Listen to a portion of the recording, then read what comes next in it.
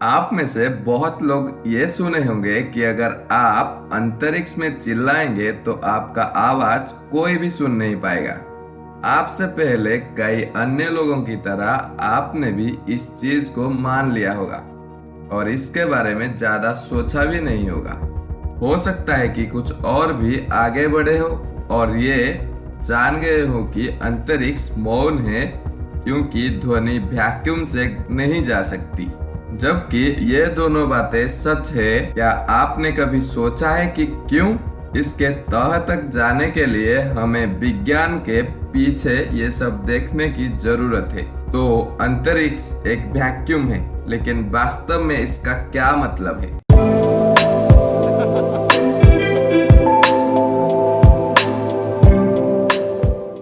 अंतरिक्ष कहे जाने वाले इस चीज को हम सभी जानते हैं, लेकिन वास्तव में ये क्या है?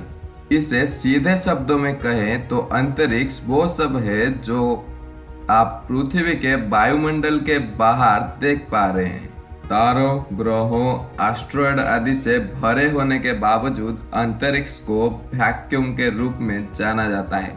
एक वैक्यूम तकनीकी रूप से एक ऐसा जगह का अर्थ है जो पूरी तरह से पदार्थ से रहित है। एक वैक्यूम के अंदर बिल्कुल कुछ भी नहीं है, कोई कण भी नहीं, कोई हवा भी नहीं। तो अंतरिक्ष वैक्यूम कैसे है? अगर रात को आकाश में इतने सारे ब्रह्मांडीय पिंड भर रहे हैं तो ठीक है, ये पता चलता है कि वास्तव में एक रिक्त स्थान नहीं है। इसे सुविधा के रूप में संदर्भित किया जाता है क्योंकि अंतरिक्ष इतना बड़ा जगह है कि इसका अधिकांश हिस्सा वास्तव में एक वैक्यूम है। वैसे भी ध्वनि कैसे यात्रा करती है और ये पूरे स्थान पर यात्रा क्यों नहीं कर सकती है? प्रकाश की तरह ध्वनि तरंगों में यात्रा करती है। हालांकि प्रकाश तरंगों के विपरीत ध्वनि तरंगों के एक यांत्रिक तरंगों कहा जाता है। ध्वनि तरंगों के मामले में ये यांत्रिक तरंगे के एक कंपन के रूप में आते हैं जो ऊर्जा को स्थानांतरित करते हैं क्योंकि यह एक स्थान से दूसरे स्थान तक जाते हैं। इस तरंग को एक माध्यम से यात्रा करना होता है जिसे हम एक मीडियम कहते हैं, जो इस मामले में पार्टिकल के माध्यम से होता है। चलिए एक उदाहरण देखते हैं इसे थोड़ा स्पष्ट करने के लिए। यदि आप गिटार के एक स्ट्रिंग बजाते हैं तो तार हिल जाता है। ये प्रारंभिक कंपन से इस चारों ओर के कोनों में एक श्रृंखला प्रतिक्रिया बनाता है। एक तरह से एक तालाब में गिरे गए कंकड़ से तरंगों के लिए ये असहमति नहीं है। प्रत्येक कण यानी पार्टिकल प्रभावित होता है और इसके चारों ओर के कंपन के ऊर्जा स्थानांतरित कराते हैं। ऐसा तब तक होता है जब तक कणों के बीच प्रत्येक हस्तांतर में ऊर्जा के थोड़े मात्र खो जाने के कारण ध्वनि तरंग मौजूद नहीं होता है।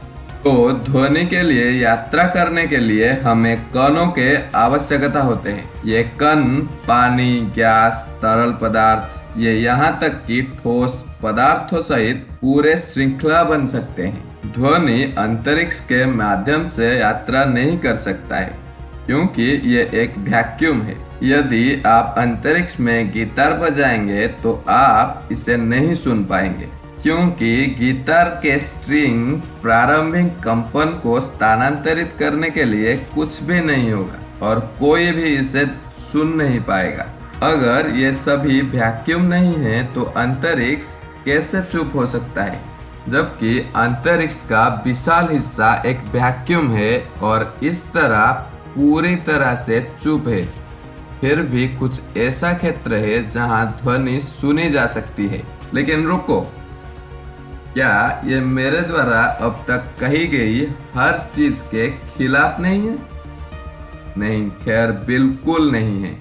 पूरे ब्रह्मांड में धूल और गैस के बादल पाए जा सकते हैं। ये लंबे मृत सितारों के अवशेष हो सकते हैं या यहाँ तक कि ऐसे क्षेत्र हैं जहाँ मामले को एक नया बनाने के लिए एक साथ खींचा जा रहा है।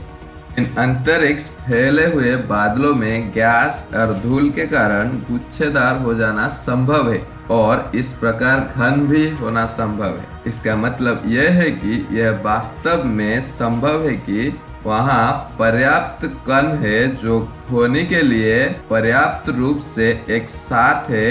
इसका मतलब यह है कि यह वास्तव में संभव है कि वहाँ पर्याप्त कण हो जो ध्वनि के लिए पर्याप्त रूप से एक साथ हो और यहाँ तक कि थोड़ी देर की यात्रा भी कर सकता है। अंतरिक्ष में ध्वनि का एक उदाहरण ब्लैक होल है, लेकिन दुर्भाग्य से ये सुनने में मानवीय रूप से असंभव है।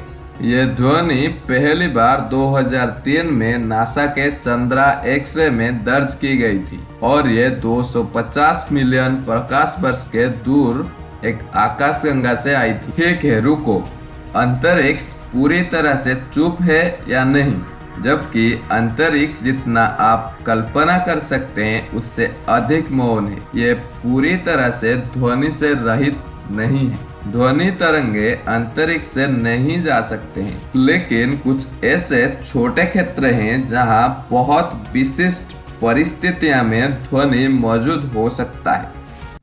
अगर आपको ये वीडियो अच्छा लगा हो तो एक लाइक कर देना और सब्सक्राइब नहीं किया है तो सब्सक्राइब कर देना। हम मिलते हैं अगले वाले वीडियो में, तब तक के लिए tata, goodbye, take care, peace out.